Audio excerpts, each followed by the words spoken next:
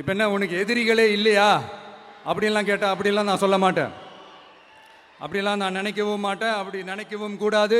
இப்பவும் சொல்கிறேன், அரசியல் ரீதியாக சொல்கிறேன், ரெண்டு பேருக்கு நடுவில் தான் போட்டியே. ஒன்று இன்னொன்று எஸ், ஒன்று டிவிக்கே, இன்னொன்று டிஎம்கே. இதுக்கு நடுவில் வேற யாருக்கும் எந்த வேலையும் கிடையாது. ஏதாவது இருக்குன்னு சொல்றீங்க? எலெக்ஷனுக்கு முன்னாடியும் அவங்களுக்கு ஒரு வேலையும் இல்லை. இப்ப எலெக்ஷனுக்கு அப்புறம் சுத்தம்.